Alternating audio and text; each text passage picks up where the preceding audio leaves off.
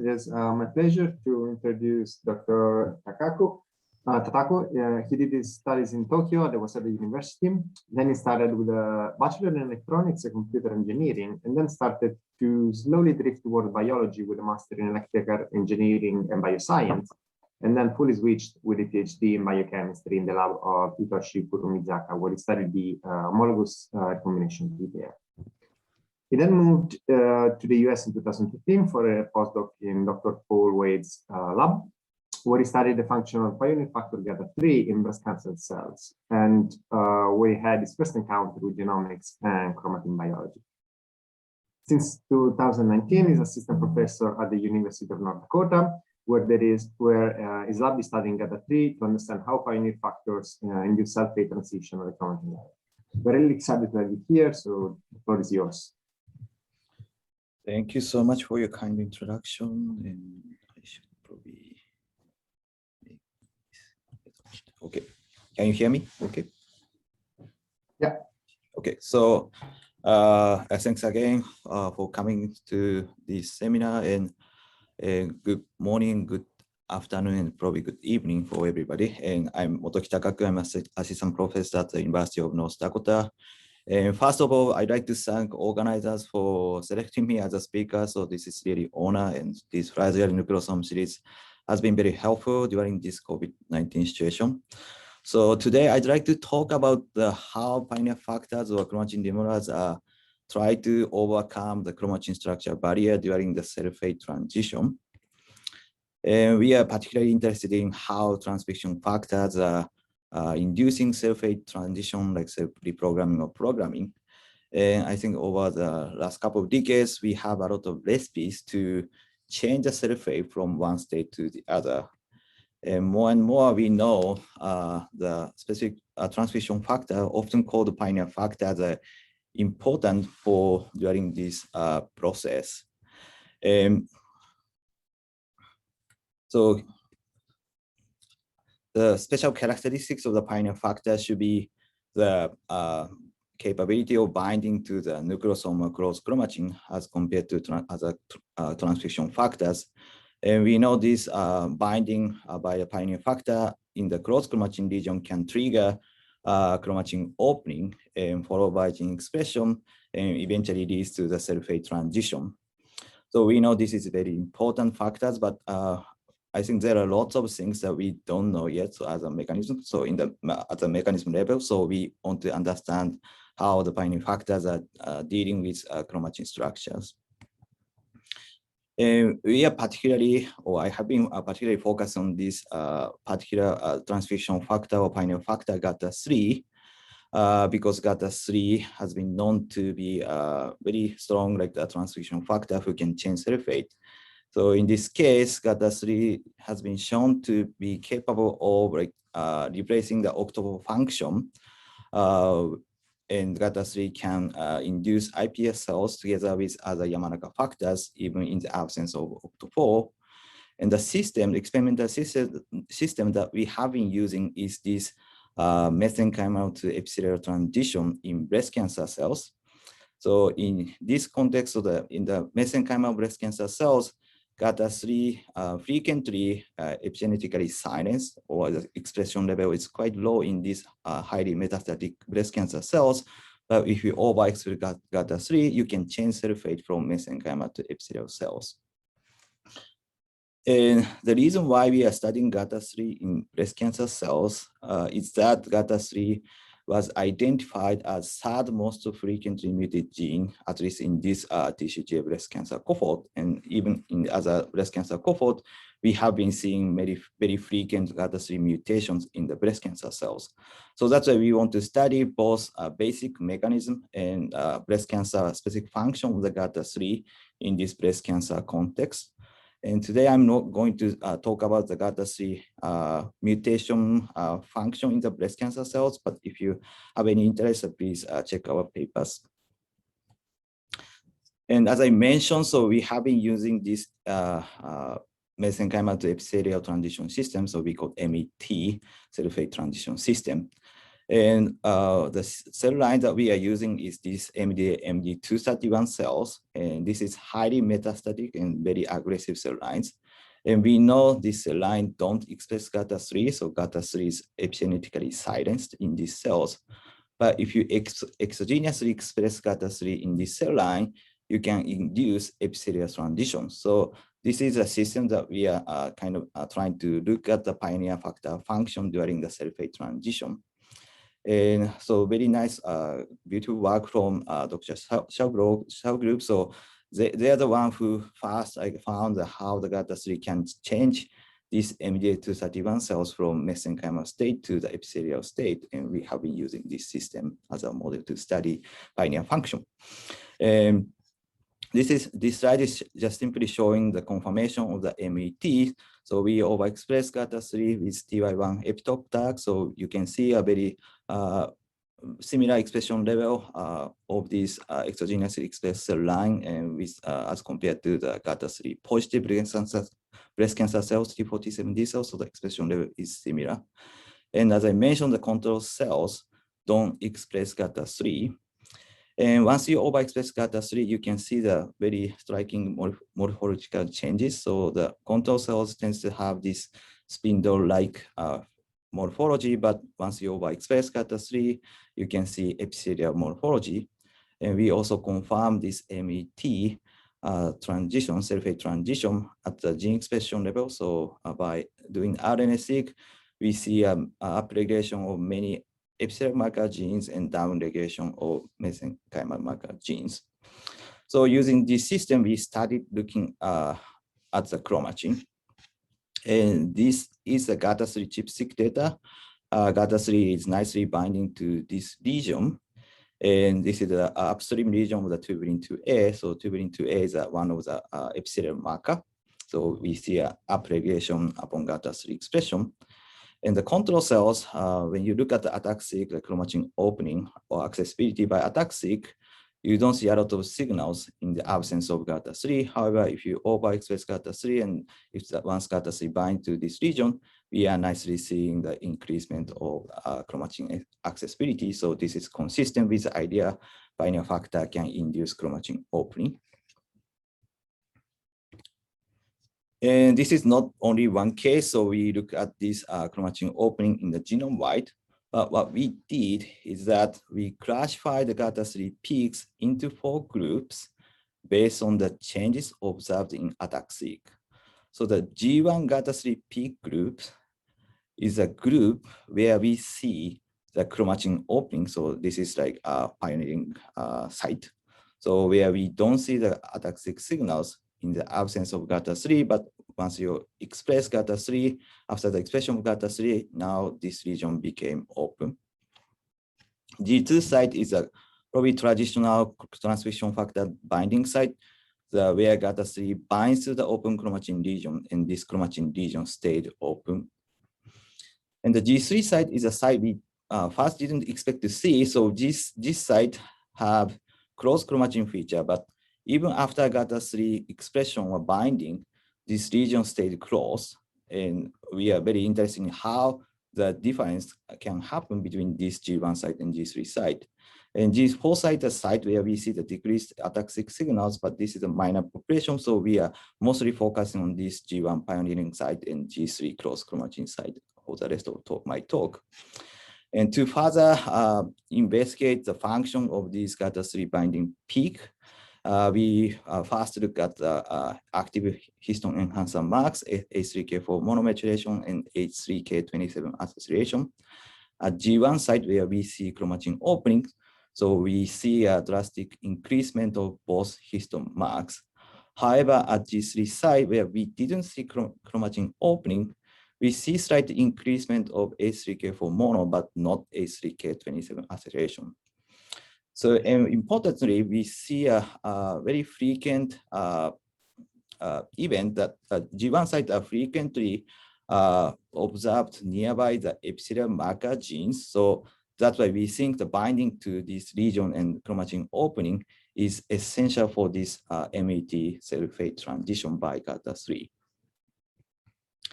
And we can also look at this chromatin transition in a time course manner. So we established DOX-induced system, and this slide is showing the GATA3 expression, and GATA3 after DOX treatment, and GATA3 expression level seems to be saturated around 12 hours after induction.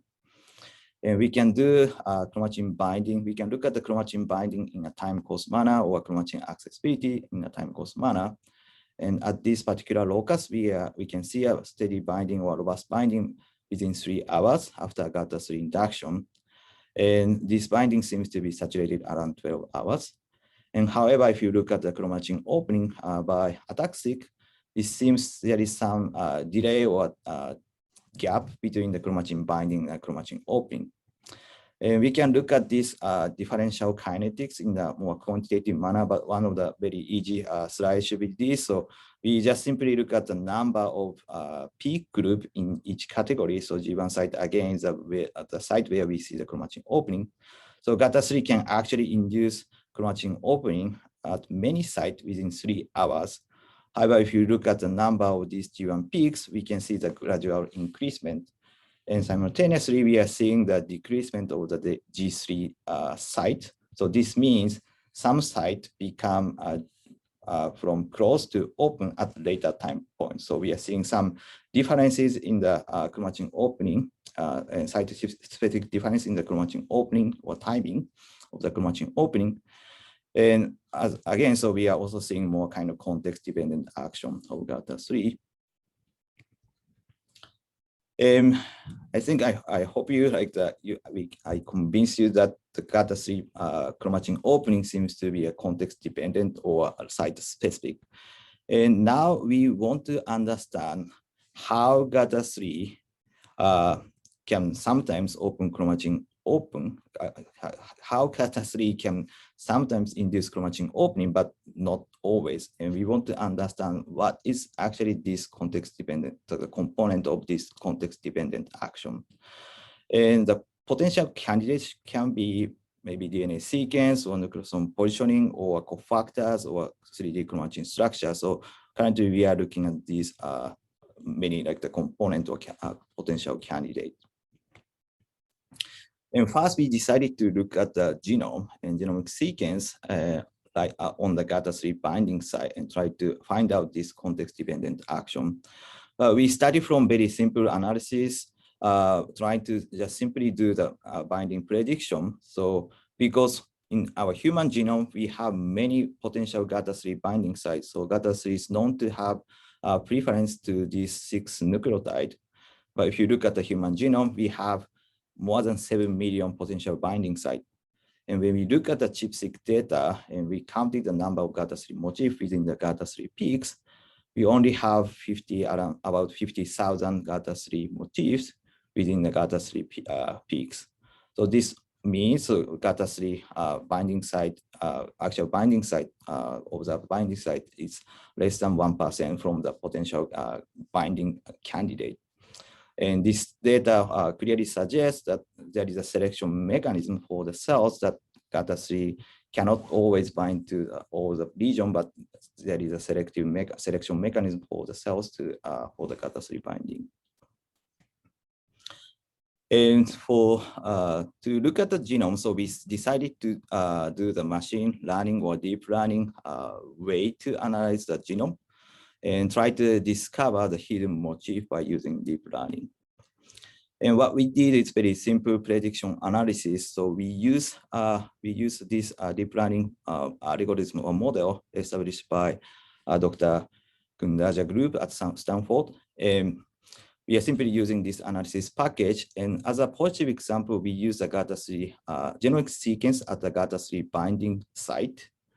And as a negative example, we use a randomly selected genomic region where we don't see GATA3 binding by ChIP-seq, but still has a GATA3 consensus motifs.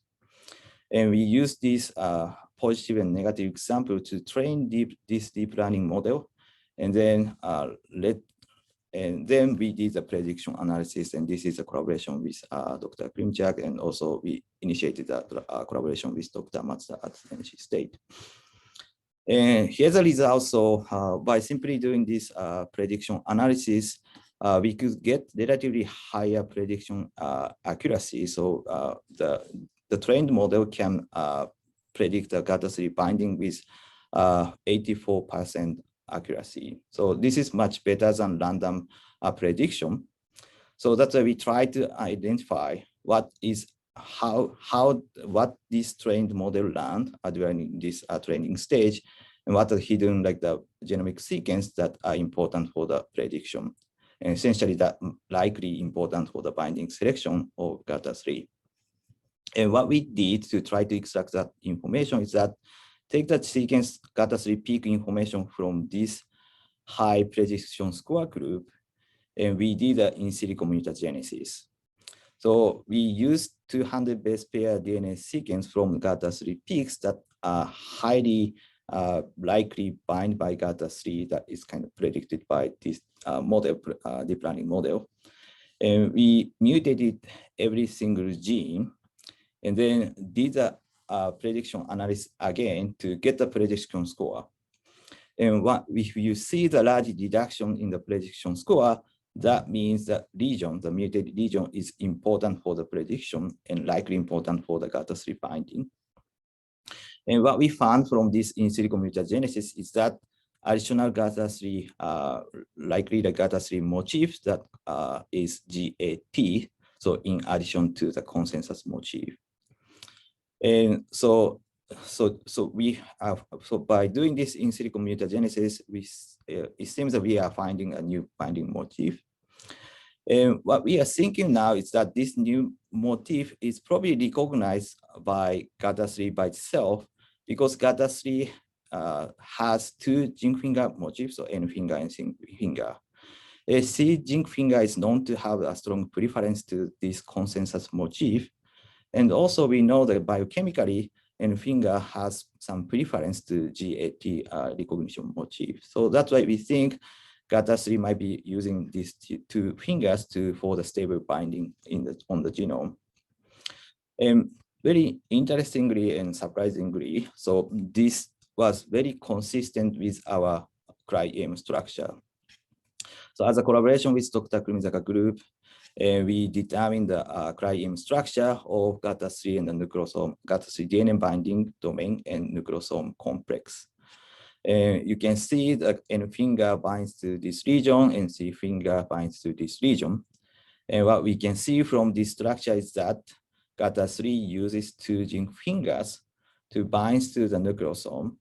And we think so this two zinc finger binding is probably required for the stable nucleosome binding on the chromatin.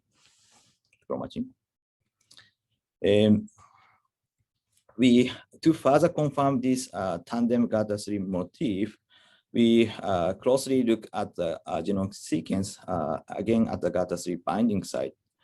Because we didn't know how much spacer we need between these tandem motifs, so we scanned a lot of like the different spacer lengths of these tandem motifs, and what we found is that so really like these tandem motifs are enriched in any GATA3 binding peaks, and in particular, so if you have GAT with 6 nucleoside spacer, so this sequence seems to be enriched at the G3 site where we didn't see where we see the cross chromatin binding by GATA3.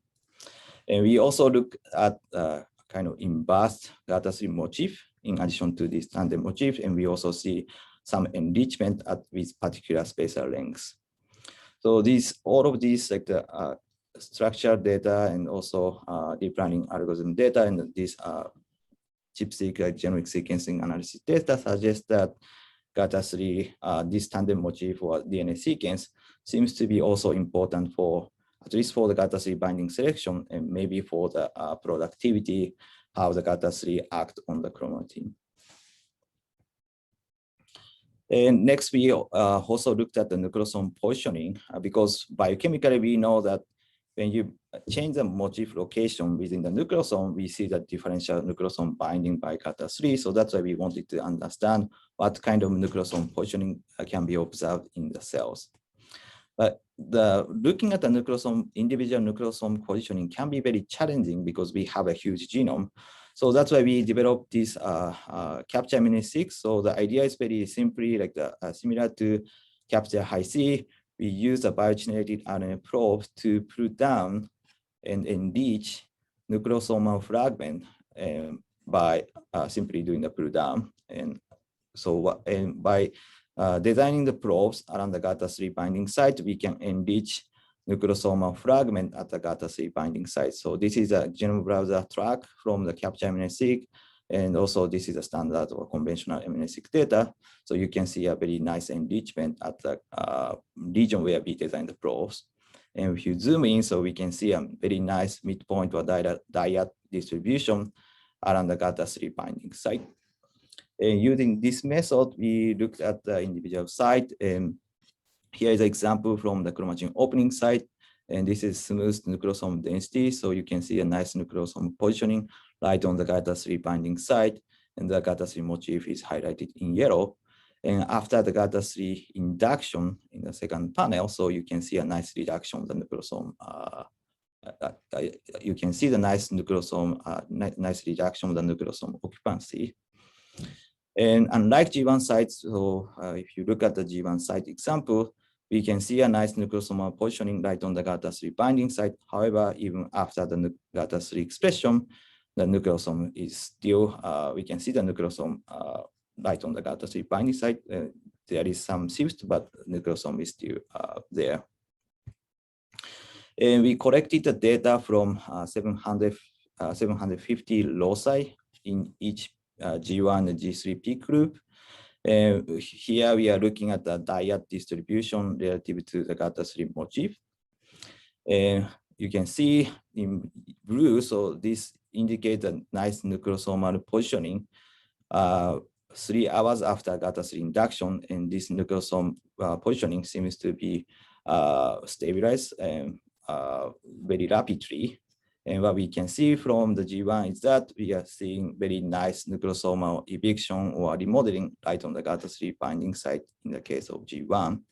However, if you look at the G3 site, we are seeing completely opposite phenomena. So in the G3 site, at the G3 site, what we are seeing is a nucleosome accumulation right on the GATA3 binding site. And we further looked at the relationship between the dyad and the GATA3 motif location. And what we found is that at the G1 productive binding site, we tend to see the GATA3 motif and relatively closer to the dyad, and that is located SLA2 region. And on the other hand, at G3 site, non-productive binding site, we are seeing the GATA3 motif enrichment nearby nucleosomal DNA entry or exit location.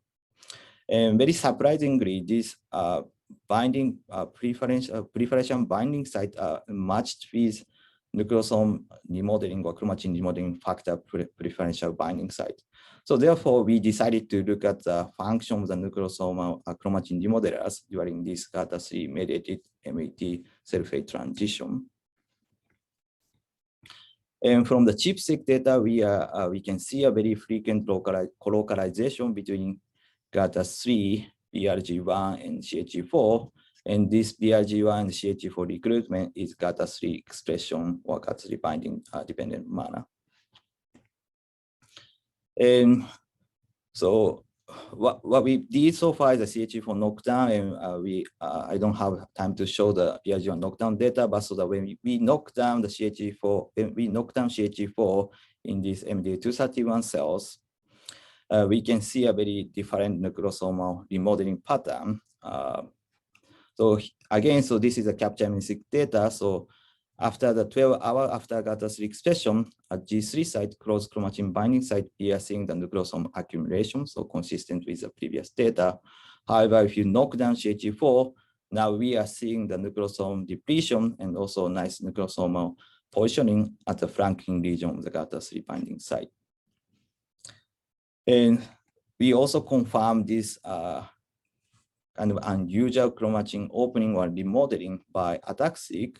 And when we look at the G3 site, we see an increased chromatin accessibility when you knock down CH4, and we also see the slight increasement of the ataxic signals even at the pioneering site or chromatin opening site at G1. And what we are thinking so far is that CH4 might be a proofreading factor for the of the chromatin structure. So somehow the GATA3 cannot always induce chromatin opening, but that is CH4 is kind of acting as a guardian so that GATA3 don't always or don't induce a chromatin opening at an unnecessary region for the cell phase transition. In summary, so what we are thinking so far is that this context could be DNA sequence or nucleosome combination, nucleosome positioning, or other cofactors. So this might likely the combination of these chromatin factors or cofactors. With that, thank you so much for your listening, and I would like to acknowledge all my laboratory members and also our colleagues, and particularly my former mentors and always. So I did a postdoc training at always, and we have been in the good relationship, and we are trying to also make more progress in these days. And thank you very much. Thank you for a very clear talk. It was very nice. We have a couple of questions, but before jumping to those, just a reminder: if you want to talk with the speaker, just write in the chat that you would like to stay for the coffee shop, and at the end of the Q&A session, we will upgrade you to panelists, and we will continue the discussion at the end of the session. So there's this first question that from Shaima Ali was asking if you have looked at H3K36 trimethylation as well, and whether that has any correlation with the GATA3 binding. Yes, so thank you so much for the question. Yeah, unfortunately, we haven't looked at this particular modification, but we are trying to identify what's the correlation between those histone marks. And yeah, so unfortunately, we haven't looked at this particular modification. Okay, and then probably I can merge the next one that is about the two DNA, the two zinc finger of GATA3 with the curiosity I had, because I'm not sure if I understood correctly the what you said, but you're saying that you see an enrichment of the double motif basically in the regions that stay closed upon GATA3 binding. Which I would naively expect the opposite. So if you have a better binding or a stronger binding, you would expect an opening from a binding factor, not those sites to stay closed. Do you have an idea how that works? Yeah, so the stability seems to be very important, I guess, or affinity. So we don't know how this tandem motif is contributing to the action of like the pioneering versus non-pioneering. But experimentally, so when we treat the cells or nuclei with higher temperature like that, we incubate the nuclei at 37 degrees, we see kind of decreased binding at the G3 binding sites where we don't see the chromatin opening. So the kinetically, like the binding to those chromatin region might be faster than like the G1 site. So that might be like consistent with the idea. So the stable binding to the chromatin might be important for chromatin opening. Okay, thank you. Then Nikhil Hadish has another question, so I'll unmute. You should be able to talk now. Yeah, am I audible? Yeah. Yeah. Hi, that was a wonderful talk. Thank you. I have a curiosity regarding the cell lines that you used to train the prediction. So was it only the breast cancer cell line that you were working on, or you performed prediction using multiple cell lines? For this particular prediction, we only use that particular triple negative, like the breast cancer cells. We also use slightly different type of breast cancer cells. But as a future plan, so we want to use other cell context, can be like the ES cells or other cell context. Yeah. So I have a sort of related question to it, that there would be some sites across genome that are constitutively bound by GATA, whereas some would be cell type specific or facultative. So if you could predict the model based on that, maybe we can get a deeper understanding of how these two are functioning. Yes, that's a very excellent suggestion. So, and that is what we want to do. So, yeah, we know like that there are lots of like cell type specific binding. So the DNA sequence can be very different in the different cell context. So that is also what we are believing. And the tandem motif might be very important for the ubiquitous binding. So that's kind of our model. But so that, yes, if we want to look at the cell type specific binding or some common or distinct binding, I think we have to use other cell contexts as well. So the data from the other cell context as well. So thank you so much. Yeah. I just have one question, that is this tool publicly available? Is there a way that we can use it as well? For this training The prediction model, tool for binding of a particular protein. prediction tool is not something we develop, so we just use already by publicly available like the tools from the group from the Stanford. So I think I can send you the link, or if you Google Dragon, then you can find that tool. So that is available. I see. Thank you. Sure. Okay, the next question is from Yaganmoy Chuduri. I'm sorry if I slaughtered the name. Very intriguing talk. I would like to know the close-to-close conditions, so I guess group 3, are they located throughout the genome or are localized to particular regions or chromosomes? And if there's any immunoprecipitation data to identify proteins that interact with GATA3 besides the remodelers. Yeah, thank you so much for that question. So the specific genomic features are probably, yeah, we don't really know how. So we are not really seeing the very specific chromatin features or location on the chromosome, particularly from the G3. I think they look pretty similar actually. So most of the GATA3 binding site is intergenic region. So we don't have a lot of promoter binding or TSS binding site. That is also true for both G1 and the G3. So yeah, that's a very good point, but we are not really seeing we are not really finding such kind of specific feature. And in terms of the next question, so was whether there's any immunoprecipitation data to yes, identify direct other proteins that interact with interaction. GATA3. Yes. Yeah, we confirmed by doing simple IP, so we can confirm the interaction between GATA3, PRG1, GATA3, and CG4. Yes, we already confirmed this binding. Okay. There's anything else that binds to GATA3? Sorry, could you repeat that question again? If there's along the remodelers, if you found anything else that is binding to Oh, GATA3. yes. So like other transition factors. Yeah, for example, yes.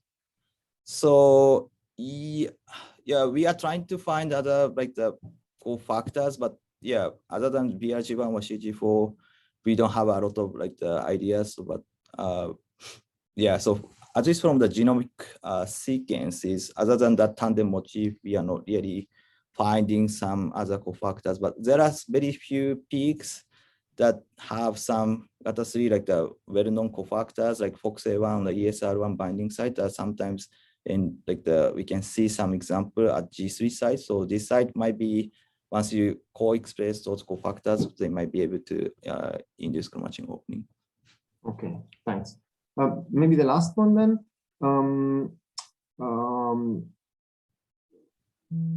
It's about again about the chromatin remodeling that regulates the GATA3 binding sites. It's a very interesting idea. Do you know whether it's GATA3 itself that evicts the nucleosomes, or if it is then the remodelers that are recruited that do that? Yes, so that's very interesting question, but we don't. What I believe is probably GATA3 might be capable of inducing some very local change, but probably not the complete eviction of the nucleosome. That is my current idea. So because binding is not, so when we delete the N-terminal region of GATA3, we did see the chromatin binding by GATA3, but we didn't see the chromatin opening. And so that binding is probably not enough for GATA3 to induce nucleosome remodeling or eviction, I guess, but that can be, yeah. So we are trying to identify which is the actually critical factor that can remodel or evict the nucleosome, including BRG1 as a candidate. Okay, so thanks once again for the great talk, for joining us in the session, and I think this could be the end of the session. Thanks to everyone that joined, and I hope to see you at the next session in 2 weeks. Goodbye. Thank you so much.